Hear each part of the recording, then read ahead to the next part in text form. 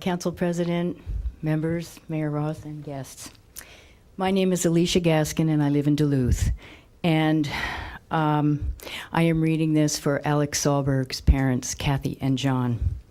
Alex Sahlberg, my son, was known and loved by many as the Northland storm chaser, severe weather photojournalist. But what happened to Alex?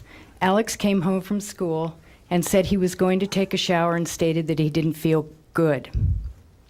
Minutes later, my husband and I went to check on him. Alex was unconscious, not breathing, and had aspirated while in the shower.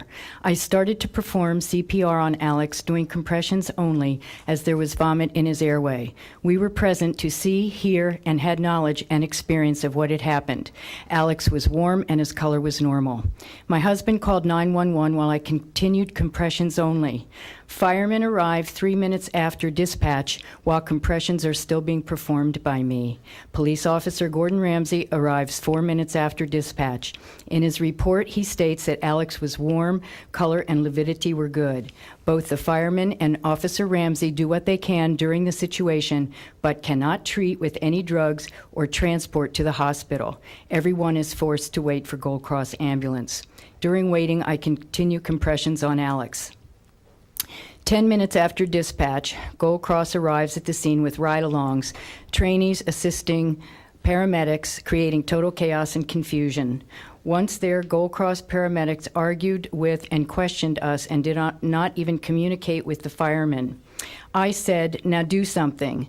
Gold Cross then takes over, assumes unwitnessed cardiac arrest, and refuses all life-saving measures for 20 minutes as my husband and I plead with them to suction, shock, and transport our child. We knew something was very wrong when they arrived. We believe Alex was profiled and judged as a suicide or overdose by the Gold Cross staff. Alex was not a do not resuscitate. Chief Strongatharm, Duluth Fire Department, stated to me in a witnessed medical emergency, everything humanly possible should have been done to save Alex's life. Gold Cross then picked up Alex. No gurney, no backboard, only a towel covered Alex's naked body, excuse me, as they take him to the ambulance. We watched in horror as both of Alex's arms were flapping up and down and his hands hitting the ground over and over again.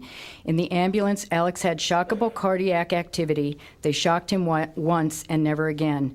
Alex was alive and fighting to live, but the incompetent, unethical paramedics dismissed this as nothing on their report. Alex never had a doctor, even though we only lived 3 minutes from the hospital. His transport to the hospital was 9 minutes and was dead on arrival, according to Gold Cross ambulance. I'm sorry to interrupt. It looks like a rather lengthy almost letter there, finished. but we're at past time. May I finish? Wrap it up in a few seconds. Thank you. Life is precious, and duplication of emergency services has to stop. Public safety is the right of every citizen under the Constitution to be taken care of in an emergency, the condition of being safe from hurt and injury or loss. The people of the city have the right to vote for what they want and need to know the truth. Others need to come forward and do that. Thank you.